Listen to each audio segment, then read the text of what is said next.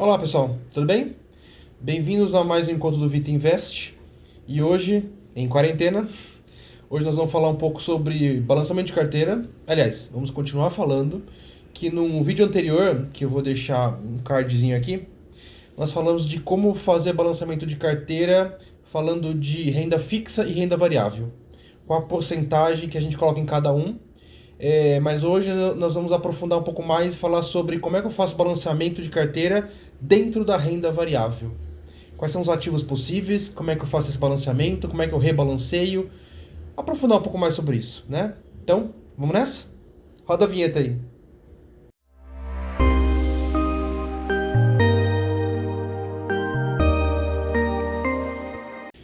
Bom, então a ideia é que a gente comentou nesse vídeo anterior quais são os perfis de investidores que existem. Então nós temos desde o perfil que é conservador, depois o perfil moderado, depois o perfil arrojado. E o que varia dentro de cada um deles? É quanto que eu arrisco. Qual a porcentagem dos meus investimentos que eu vou colocar, vou arriscar um pouco mais, vou colocar dentro da renda variável. Então, começando com 5% no máximo, que é o perfil conservador, isso pode evoluir para 15% dentro do perfil moderado e vai para 50%, 60%, 70% dentro do perfil arrojado. Então, não existe limite do perfil arrojado. Você pode colocar quanto você quiser, evoluindo ao longo do tempo, conforme o seu conhecimento dentro do mercado. A gente não considera que 100% é uma boa prática, tá? Então, jamais você vai arriscar todo o seu dinheiro. Então, você vai colocar, sei lá, 70% no máximo. Então, na verdade, isso não importa. Não importa qual é o perfil que você escolhe. O vídeo de hoje é para falar que essa porcentagem que você coloca de renda variável também precisa ser balanceada. Então, dentro dos ativos que você escolhe de renda variável, então, se for o 5%, se for o 15%, se for o 60%, não importa. A ideia é que, dentro desse total de investimentos que você coloca em renda variável, então, do 100% em renda variável, como é que você faz um balanceamento dentro disso? É sobre isso que nós vamos falar hoje. Dentro da sua renda variável, eu vou separar em 3 grandes grupos. O primeiro grupo é o grupo de FIIs, que é o Fundo de Investimento Imobiliário, que a gente já conversou um pouco sobre isso. O segundo grupo são as ações, que a gente pode falar de ação estrangeira, ação brasileira, fundos de investimento em ações. E o terceiro grande grupo eu vou colocar em outros, coisas genéricas, tá? Então, nesse outros, a gente vai entrar com criptomoeda, vai entrar com fundo de ouro, a gente vai entrar com dólar, vamos entrar com euro, então coisas à parte. Então, são 3 grandes grupos e hoje eu quero investir um pouco mais em ações. Então, dentro de ações, como é que eu faço a diversificação? Uma coisa importante é, quando a gente fala de FIIs e de ações, são os grandes investimentos que a gente tem de renda variável. Então, a grande quantidade, o grande volume é em FIIs e ações. Então, uma carteira recomendada com isso, dentro da renda variável, sei lá, 48% em FIIs, 48% em ações e 4% no que você quiser inventar mais. Quer botar um pouco de criptomoeda, quer comprar ouro puro, quer fazer uma aplicação cambial em dólar, coisa pouca, coisa pequena, tá? Então a ideia é que a grande coisa que a gente vai colocar é ações e FIIs. Vamos falar de ações? Quando a gente fala de ações, a gente pode investir em ações do Brasil, ações da Ibovespa listadas na Bolsa de Valores, na B3, ou nós podemos falar de ações internacionais, ações dos Estados Unidos, por exemplo, de empresas americanas. Começar a falar de Brasil. As ações no Brasil, elas são divididas em setores. Então eu tenho setor, subsetor e segmento, tá? Então vamos falar de grandes setores. Então vamos falar de indústria, bens industriais, comunicações, setor financeiro, setor de saúde, setor de TI. Então quando a gente faz uma diversificação de carteira de ações, a gente diversifica por setores, por segmentos. Então, por exemplo, não faz sentido você pegar e comprar várias ações de várias empresas do mesmo setor. Porque se por acaso esse setor no Brasil começar a ir mal, todas as suas ações vão puxar para baixo. Então a ideia é que a gente tem que diversificar dentro de setores.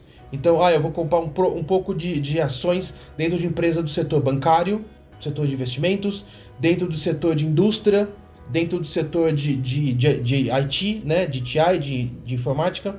Então a ideia é que eu diversifique os setores para que se houver algum problema no Brasil, eu consiga uma ação segura a outra.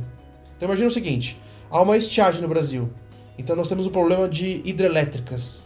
Então todo o setor hidrelétrico vai ter problemas. Então se você tiver investido 100% em setores hidrelétricos de energia, você vai ter problemas, porque tudo vai cair. Ou do tipo, você comprou muito banco, muita ação de banco, e aí o banco, há uma legislação nova que por acaso prejudica todos os bancos. Então você vai ser prejudicado muito, porque você está muito investido nisso. Então a ideia é diversifique nos setores, de modo que um setor não influa no outro. Então a ideia é que você seja complementar. Se alguma coisa der errado, a outra está dando certo, e se a outra dá certo, a outra pode dar errado, que uma complementa a outra. Então você não vai ganhar sempre, mas na média você vai ganhar mais. E voltando um pouco nessa história de setores, quais são os melhores setores do Brasil? Então eu vou indicar 2 aqui. O primeiro é o setor bancário.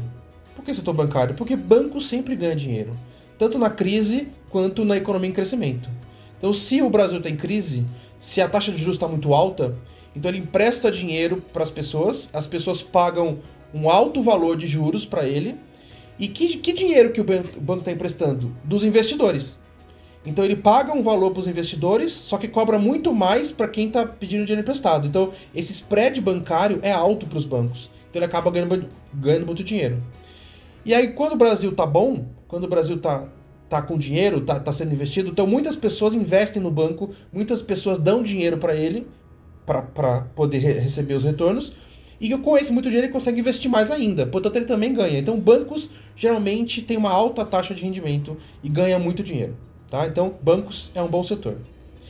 Um outro setor importante que eu vou comentar com vocês é o setor da energia. Então, existem empresas de energia elétrica que dificilmente, mesmo numa crise grande, por exemplo, na nossa crise que nós estamos passando agora com o coronavírus, você vai ter que cortar os gastos. O que você vai cortar? Vai cortar a academia? Você vai cortar a escola de inglês? Né? Você vai cortar o quê? O que é supérfluo? O que você consegue cortar? Mas você vai deixar de pagar a conta de luz? Acho que não, né? Porque é uma coisa essencial. Então essas empresas, mesmo durante a crise, elas costumam sobreviver, cair menos, né? Então elas continuam tendo rendimento. Então é uma coisa que é essencial para a população. Então é uma boa empresa para você investir, tá? Então duas dicas aí, é setor bancário e setor de energia elétrica. Aí vocês me perguntam, tá bom, setor bancário, mas qual que é o banco que eu escolho? Qual é a empresa de energia elétrica que eu escolho? Bom, aí cabe uma análise. Então, a gente já fez um vídeo sobre isso, que eu vou deixar aqui também no card. Como é que eu faço para escolher uma empresa, né? Como é que eu faço para entender os fundamentos de uma empresa? Então, olhe as empresas listadas na bolsa, estude os seus números e escolha. Ó, faz sentido? Não faz sentido, tá? Então, a regra é a mesma para todas as empresas. Você escolhe o setor, escolhe as melhores e vê se faz sentido investir ou não. O que não faz muito sentido é você escolher um monte de empresas do mesmo setor. De novo, a ideia é diversificar.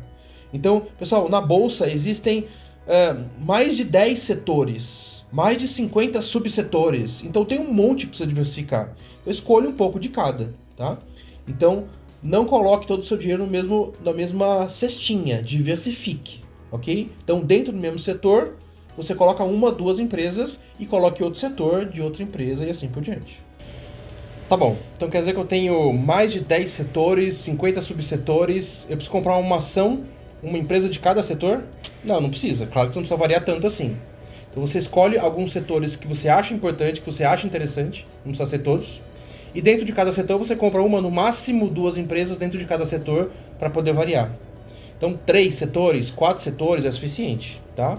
Agora, mesmo assim, será que eu tenho dinheiro para comprar uma empresa de cada setor? Então aqui uma dica, um jeito de você estar diversificado nos diversos setores é você comprando ETFs. O que são ETFs? Exchange Traded Funds, que na verdade são fundos de índices.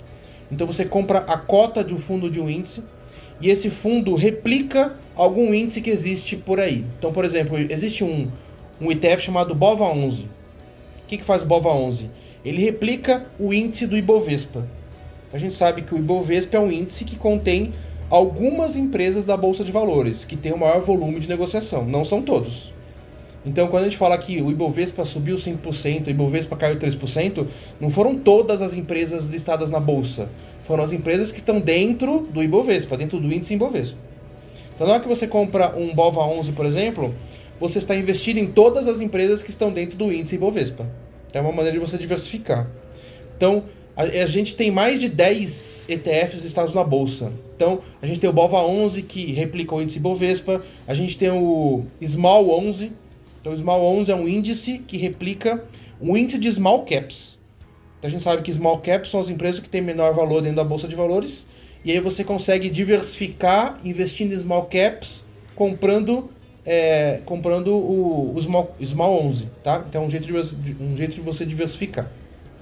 Agora é importante comentar que quando você investe num ETF, você não recebe dividendos.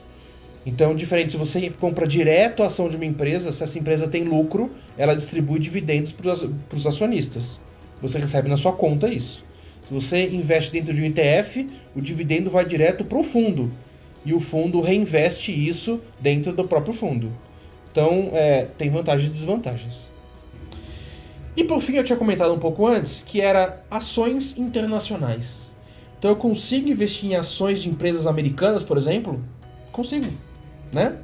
Tem duas maneiras de fazer isso. Olha, são 3 maneiras. A primeira maneira é você comprar um ETF. Então existem ETFs que replicam ações americanas. Então, por exemplo, tem um que chama IVVB11, que esse título ele replica o SP500 dos Estados Unidos. Então, as 500 maiores empresas dos Estados Unidos formam um índice chamado SP500 e esse IVVB11 replica o índice. Então, lá dentro você tem Microsoft, você tem Facebook, você tem Disney, você tem 500 maiores empresas dos Estados Unidos e você pode comprar ações dela do mesmo jeito. Você compra na nossa bolsa de valores, o IVVB11, e dentro dessa carteira vai ter as 500 maiores empresas. Ok? Então, é um jeito de você diversificar e é um jeito de você comprar ações de empresas americanas. A segunda maneira é você comprar fundos de investimento que têm ações americanas.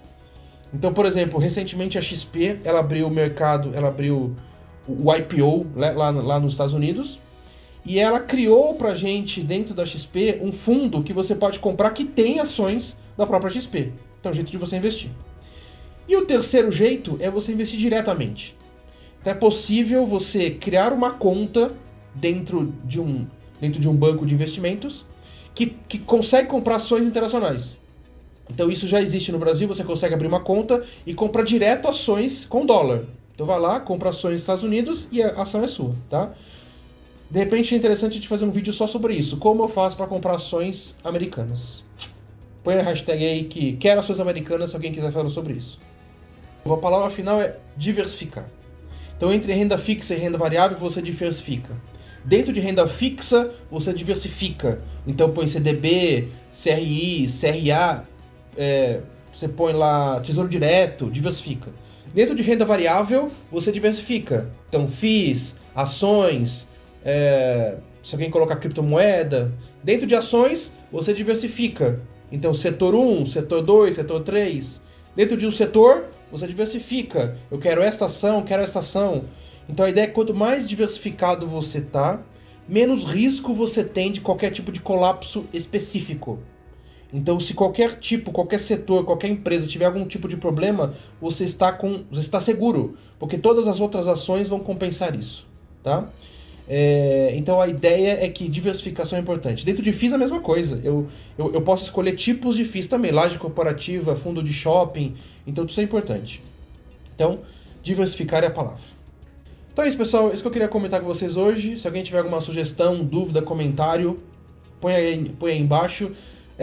Aquele esquema, né? Dá um joinha pra mim, se inscreve no canal, aquilo tudo lá que você já conhece, que a gente tá aprendendo a fazer. A gente tá se esforçando toda semana em lançar um vídeo novo aí pra tentar transferir conhecimento pra vocês. Então, ajuda a gente. Valeu, gente. Abraço.